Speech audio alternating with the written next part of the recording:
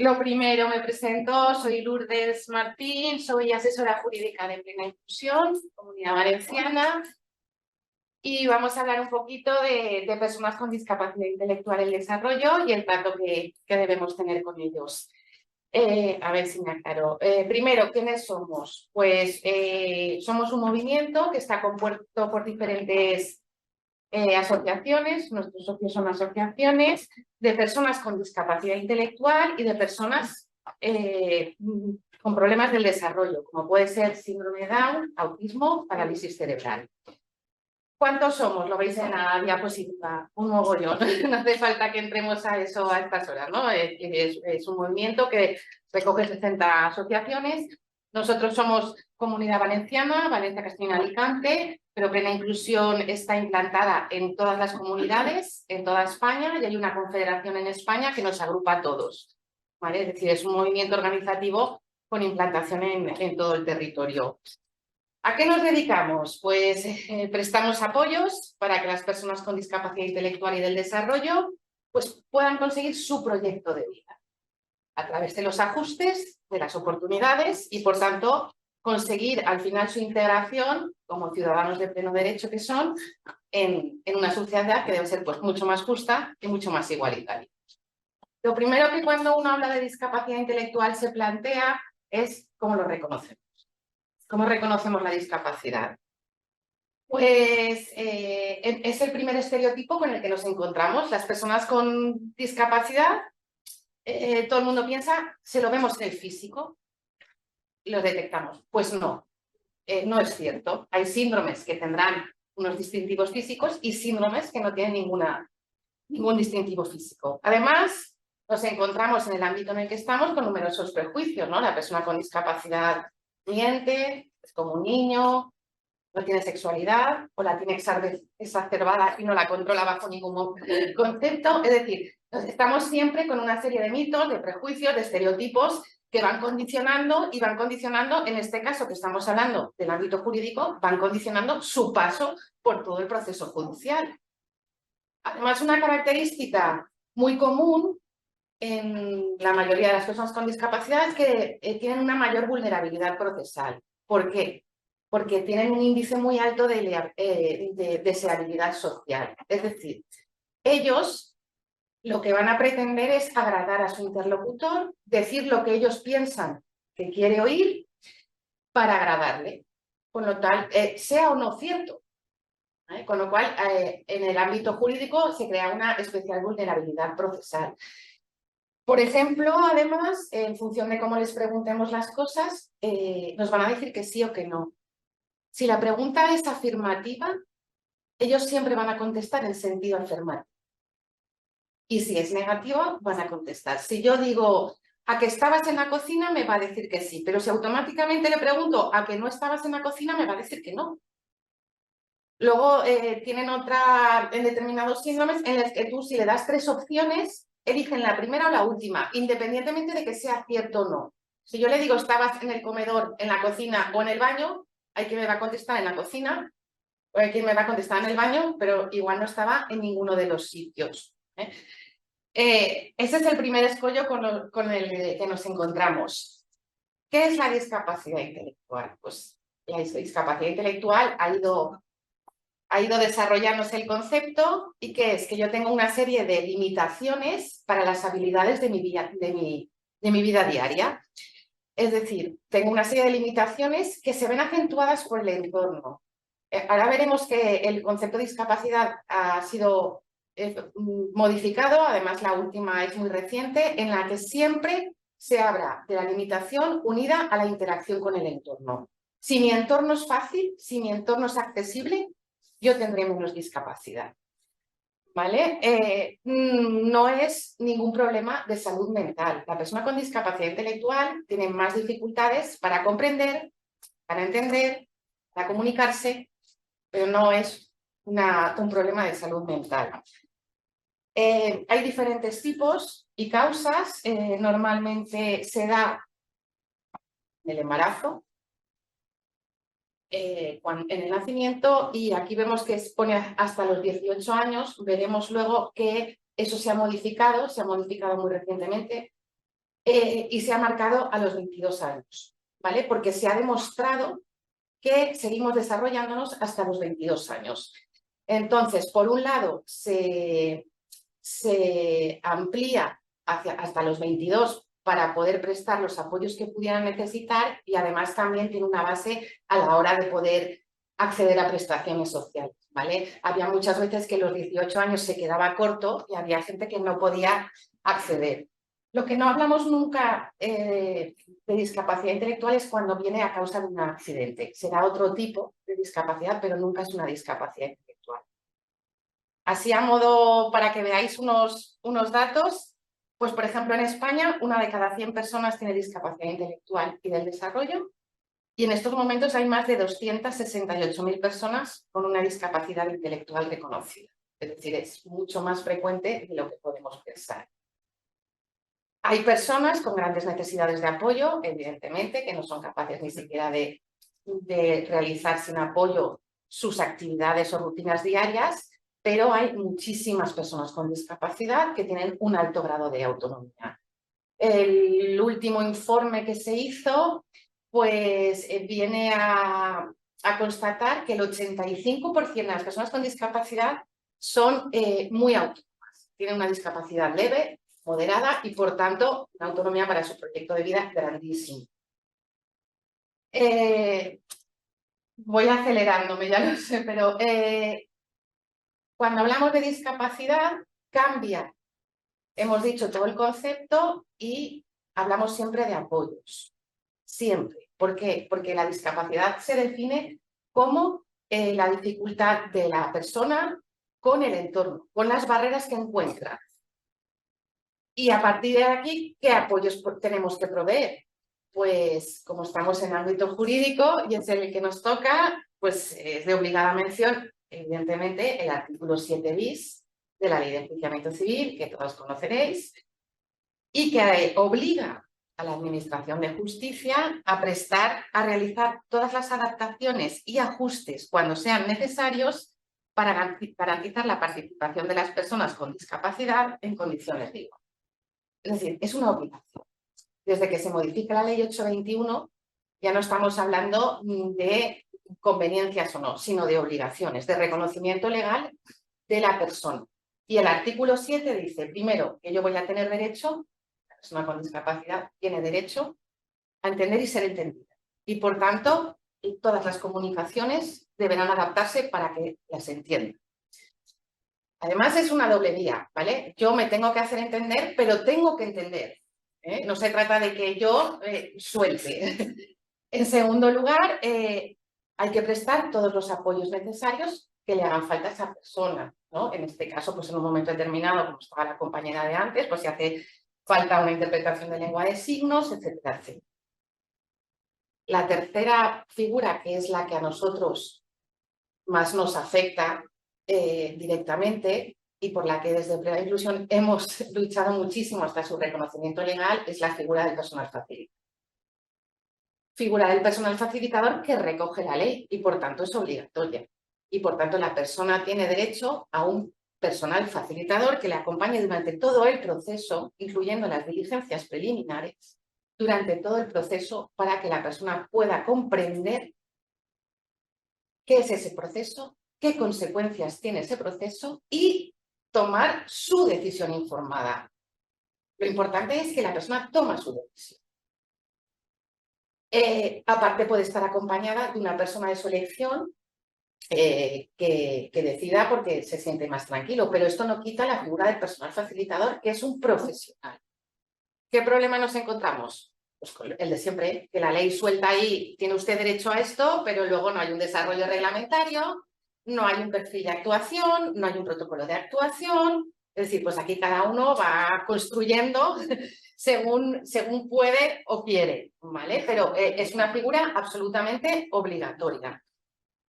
Desde mi punto de vista, ya como letrada, si no se presta ese ajuste de procedimiento, no se accede a la tutela judicial efectiva, no hay un juicio justo y por tanto es nulo.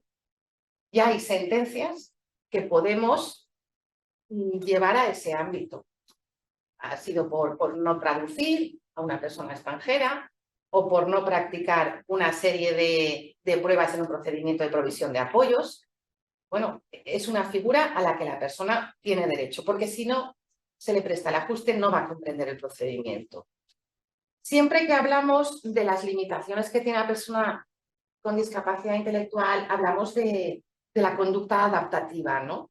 Pero ¿qué significa la conducta adaptativa? ¿A qué nos referimos? Pues nos referimos a que normalmente tienen dificultades en tres aspectos, ¿no? Tienen dificultades o en las habilidades conceptuales, dificultades para entender el concepto de dinero, que es muy genérico, el lenguaje, la lectoescritura, a veces tienen problemas de memoria corta, a veces de memoria larga. Por otro lado, tienen problemas o dificultades en las habilidades sociales, en la interrelación con otras personas, en el cumplimiento de normas, de reglas, o habilidades prácticas, dificultades en el desplazamiento, dificultades en utilizar un teléfono móvil, dificultades en las rutinas, se encuentran con diferentes dificultades. Cuanto nosotros más adaptemos ese entorno, menos dificultades van a tener.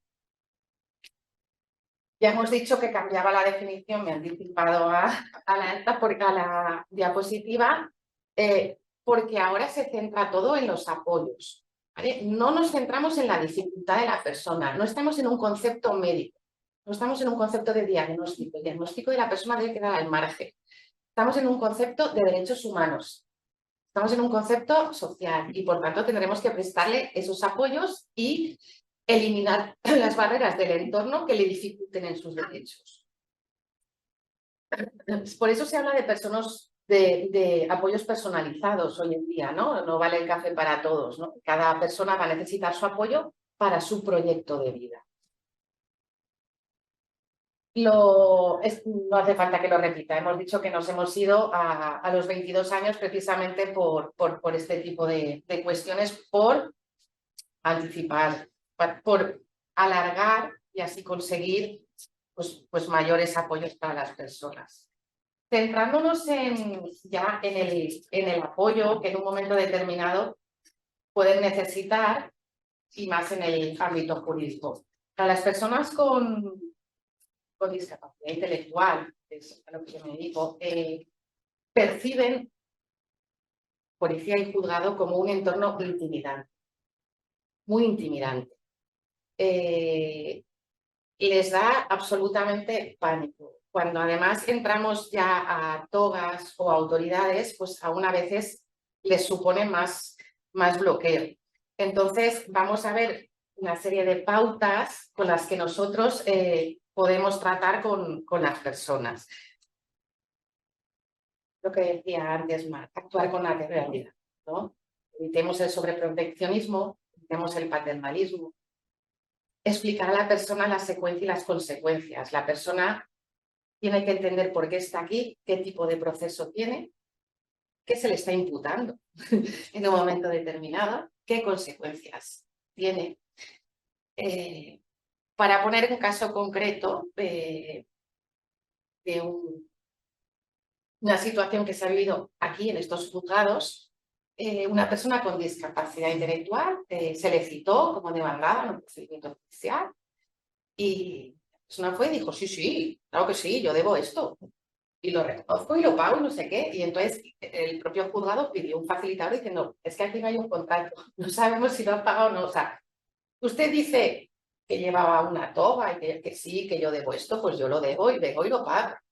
Ya está. Y no entendía las consecuencias de lo que estaba diciendo. Simplemente estaba intentando agradar a la persona a la que él le confería una autoridad.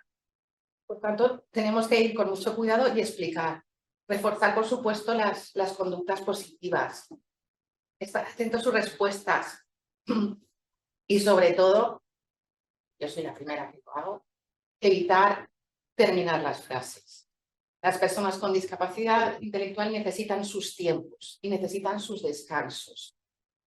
Y entonces a veces por la propia urgencia que llevamos nosotros, por cómo son los procedimientos, pues muchas veces nosotros tendemos a terminar la frase, ¿no? Eso es algo que no debemos hacer.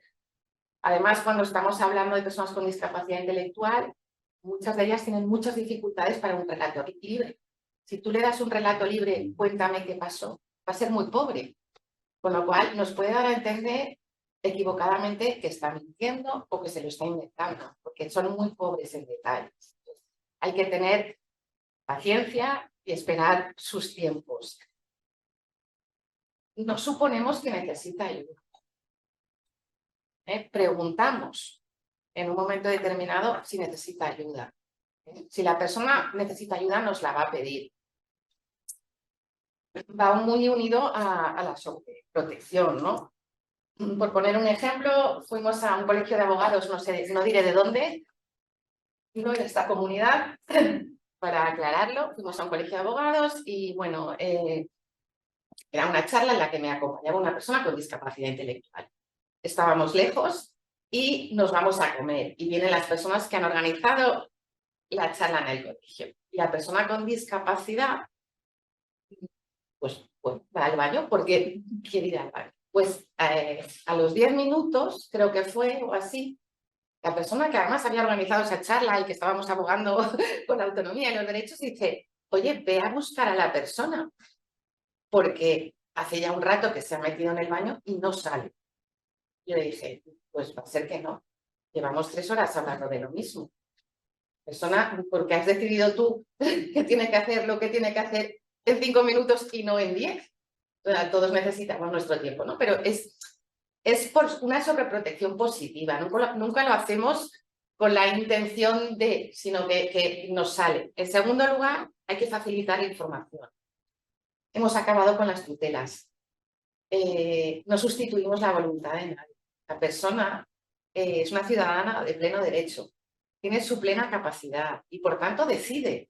Y yo lo que haré es darle los apoyos necesarios para que decida y respetaré su decisión, aunque sepa que se está equivocando. Aunque sepa que se está equivocando. Y por tanto hay que respetar la vida y la intimidad de las personas. Nosotros prestamos mucha importancia al lenguaje no verbal, porque el lenguaje no verbal, desde el punto de vista de la entrevistada ahora o del entrevistado, nos va a dar muchas pautas, ¿no? Y la sensación de te estoy escuchando. No me estoy poniendo nerviosa porque estés pensando un rato que a lo mejor para mí es demasiado. Estoy atendiendo. Un sí, un no. Te estoy mirando porque te estoy escuchando. Pero no siempre, porque nos vamos a encontrar con síndromes en el que no soportan que tú le estés mirando fijamente y eso les va a quedar, como por ejemplo en el autismo. Con lo cual es muy importante tener la información del entorno. Tener la información del entorno para que nos vaya diciendo cómo podemos o no podemos actuar. Un buen trato. No son discapacitados, ni psíquicos, ni intelectuales, ni son deficientes, ni retrasados, ni subnormales, que aún lo oímos. Son personas, como todos nosotros. Son personas con discapacidad intelectual. La discapacidad intelectual no se sufre. O se tiene o presente, pero no se sufre. Es una chica de 43 años, ¿no? No es una mujer. Si tiene 43 años, es una mujer. Pero eso nos pasa a nosotros, o a mí me pasa cuando atiendo a las familias. Voy con la niña, y la niña cuando llega tiene 56 años, como yo, ¿no? Entonces dices, lo hacemos por bien, pero no es una niña. Y tiene una experiencia de vida, y no puedo pensar que no la tiene. O la última frase de todas, es una persona normal, ¿no? Esa también, es que es una persona normal. Aquí somos todos personas con o sin discapacidad, pero sobre todo lo que somos todos es personas. Entonces, trato, dirígete a mí. Dirígete a mí cuando me estás hablando, dirígeme a mí. Esto se da mucho, y las personas con discapacidad, así me lo trasladan, se da mucho, por ejemplo, en el ámbito de la salud. Cuando van al médico o cuando pasan los reconocimientos médicos porque están trabajando y entonces van con un acompañante y a ellos nadie les mira la cara, ni les pregunta, ni les dice. Entonces la persona queda expulsada, como ha quedado expulsada nuestro sistema judicial durante muchísimo tiempo. La persona con discapacidad se le ha tenido como un objeto, no como un sujeto de derechos y de obligaciones. Eras un objeto que estabas ahí y estábamos hablando sobre ti lo que te había pasado o lo que habías hecho, pero tú no eras parte, ¿no? Pues aquí ocurre lo mismo, ¿no? En determinados ámbitos, o van al banco, etcétera, y entonces, si hay otra persona, la persona con discapacidad, ni siquiera se le mete a la cara. Y ellos, estos son cuestiones que ellos, son reivindicaciones que ellos han hecho.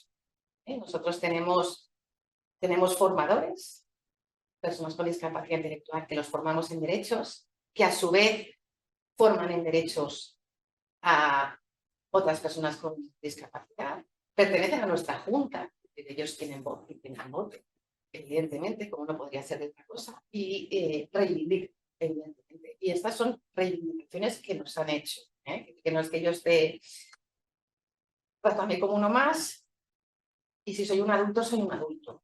Yo no soy un niño. Es algo que ellos repiten también constantemente. Es que no soy un niño. Si me tienes que dar algo por escrito, por favor que sea claro. Y si tiene imágenes, pues mejor. Nosotros utilizamos muchísimo la lectura fácil, ¿vale? Muchísimo. La lectura fácil, yo no soy experta en lectura fácil porque además es algo complicadísimo. En plena inclusión seguimos una norma europea, la norma UNE. Eso significa que todo texto que nosotros hacemos tiene que ser validado por 3 personas con discapacidad intelectual y entenderlo.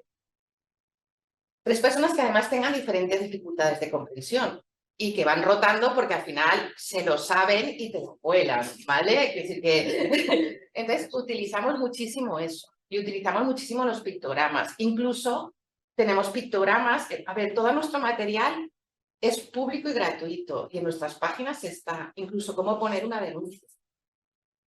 Si has sido víctima, o sea, todo tendréis libre acceso. Y además usamos mucho los pictogramas, que también hay una base de pictogramas. Parece una tontería y ha hecho gracia, utiliza dibujo. Mira, un ejemplo que además me contaba una persona hace muy poco. Personas con discapacidad intelectual, pues, tienen su ocio como los tenemos nosotros, ¿no? Y entonces, una práctica que se ha puesto muy de moda últimamente en restaurantes o locales de ocio es que cuando vas al baño hay alegorías a los sexos masculino y femenino, ¿vale? Alegorías, dibujitos. Bueno, pues aquello era indescifrable para la persona con discapacidad intelectual. Se quedó un rato mirando, no sabía cuál era el baño de mujeres, no sabía cuál era el baño de hombres y se fue a su casa porque necesitaba ir al baño. Nosotros a lo mejor tenemos recursos, ¿no? Y dices, el de la cola, el de las chicas. O me espero a ver de dónde sale alguien. Pues la persona no tuvo esos recursos, no tuvo un apoyo. Entonces, todas esas dibujos raros no los descifró, se tuvo que ir a su casa. Hicimos una prueba con ellos para ver si sabían manejarse por el juzgado. Fue muy curioso, porque me dijeron, Lourdes, es que no conseguimos llegar, ¿cómo te vamos a decir si nos movemos dentro? O sea, no conseguían llegar. Ya que se muevan por dentro, eso ya es imposible de plantear si ni siquiera eres capaz de llegar. Háblame claro y déjame mi tiempo para pensar. Reconozcamos que nuestro contexto es un poco rarito. Y nosotros utilizamos muchos tecnicismos. Utilizamos muchos latinos. Los gerundios nos encantan. Los verbos compuestos de utilización inusual, esos nos gustan más aún. Por lo tanto, tenemos que ser conscientes de que entran en un entorno con procedimientos muy rígidos, con una falta de tiempos y con un lenguaje incomprensible.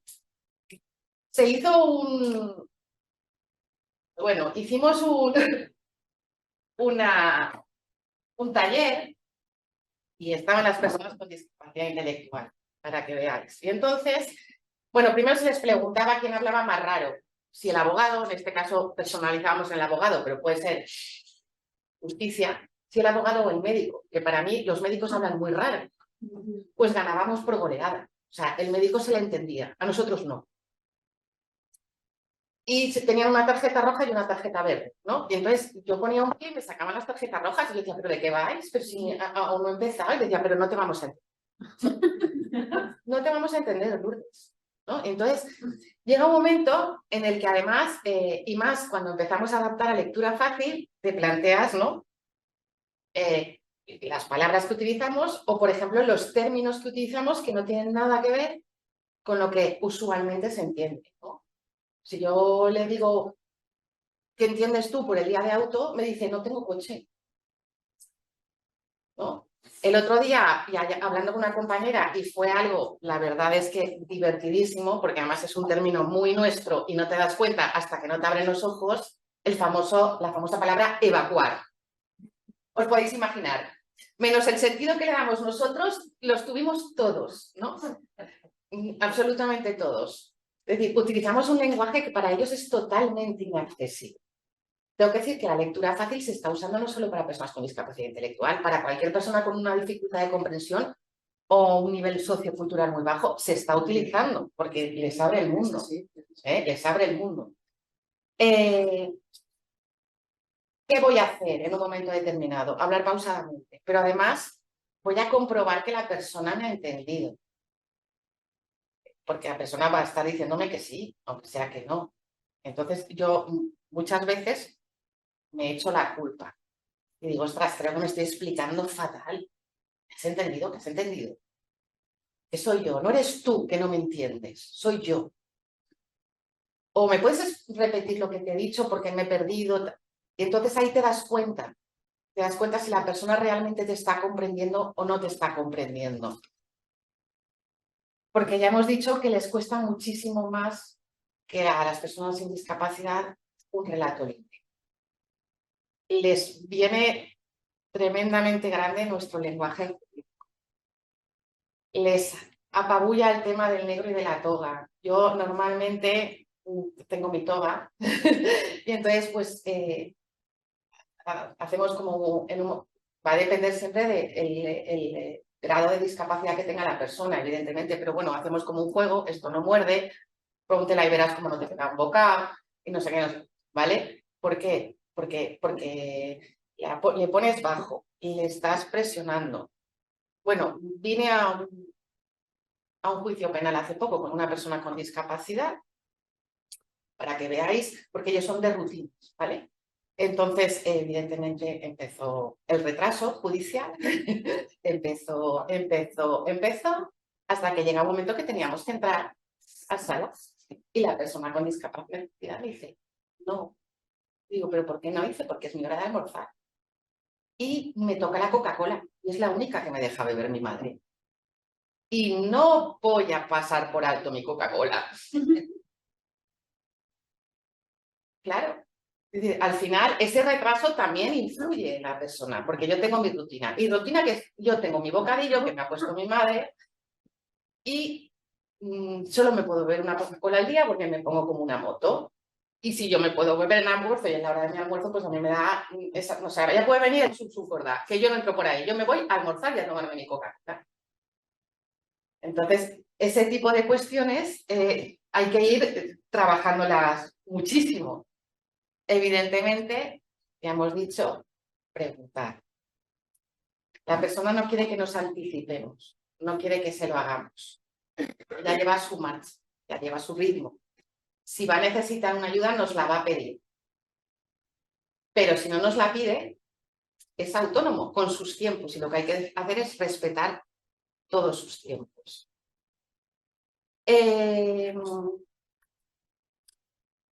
Al final, todo se resume a paciencia, que nuestro trabajo es a veces realmente complicado, ¿no? A mí a veces también me pasa, ¿no? El otro día en una adaptación a una sentencia, a ver, hay personas especializadas en adaptación a la lectura fácil. Yo lo que hago es comprobar que la sentencia dictada por el juez y la lectura fácil concuerdan, ¿vale? No hay... la sentencia fue y volvió como 5 veces sin perjuicio de... ¿Sin perjuicio de qué? O sea, para intentar explicar sin perjuicio de fue y volvió 5 veces.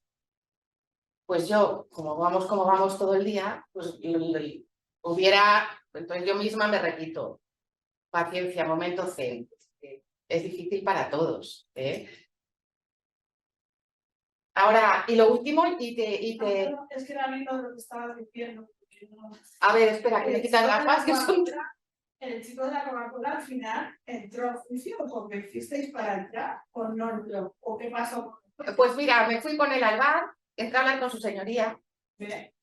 Entré a hablar con su señoría. Además coincidió con que habían alumnos de la universidad. Yo le pregunté, porque entiendo que la intimidad, la persona con discapacidad dijo que no le molestaba. Se tomó su Coca-Cola, almorzó y luego entramos. Y no solo entramos, sino que dio una lección a todo el mundo, porque hay cosas, y yo llevo desde el año 98 trabajando con ellos y aún me sorprenden cada día.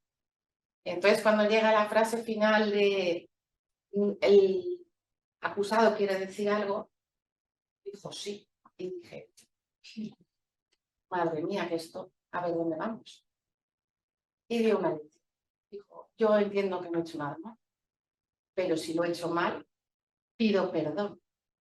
Pido perdón al que lo haya hecho mal y, si quiere, le doy un abrazo. Eso fue lo que... La denunciante no reaccionó muy bien, pero bueno. Punto y aparte. Pero sí, entró, pero almorzaba. No, es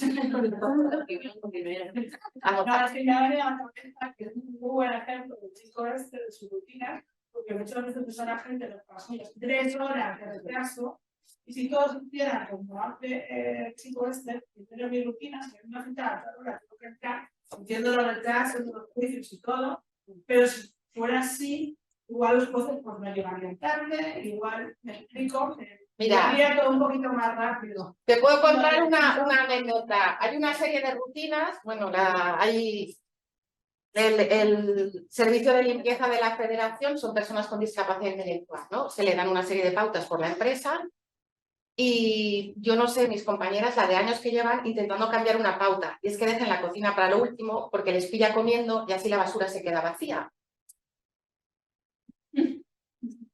Pues no. Pues no, porque a mí me han dicho y yo gestiono. En la lectura fácil, por ejemplo, nunca se pueden utilizar números, ¿vale? Que es algo que a lo mejor nosotros también cuando adaptamos a lectura fácil, porque la persona con discapacidad entiende que el 2 va después del 1, pero si el 1 no se ha dado, el 2 no se puede dar. Entonces, nunca se utilizan números. Siempre la frase va con sujeto, verbo y predicado. O sea, cada vez que empiezas una frase, nunca justificas los textos, porque es mucho más difícil leer un texto justificado que un texto sin justificar. Y luego se utilizan pues, una serie de cuadraditos donde tú das una explicación, ¿no? Pues esto es una sentencia. Entonces le pones una sentencia, es la decisión que toma un juez después de haberos escuchado a todos, ¿no? Cosas... Pero tienen una serie de pautas muy marcadas para que eso sea una lectura fácil. Y al final, evidentemente, la decisión. Si la persona dice que no, es que. ¿Sabes? Es que sí. La decisión es de la persona con discapacidad. Nosotros no decidimos por la persona. Todos nos equivocamos. Absolutamente todos. Ellos también. Y por tanto, tú le tendrás que dar todos los argumentos para que tome la decisión, pero la decisión será suya, no será tuya, ¿no? Es algo realmente complicado. Luego le vas a dar los apoyos, evidentemente, ¿no? Porque para eso están los apoyos. Pero la decisión final es de la persona. Ya me he referido a que tenéis material, es todo de acceso público, gratuito, para todos. Tenéis folletos de qué es la discapacidad intelectual, tanto en la página de Plena Inclusión CV como en la general, que es la inclusión ORG, tenéis toda una serie de... Tenéis en lo que hablamos de acceso a la justicia, cómo accedemos, qué se necesita para acceder a la justicia las personas con discapacidad. Hay la referencia a la figura del facilitador, cómo se actúa con un facilitador.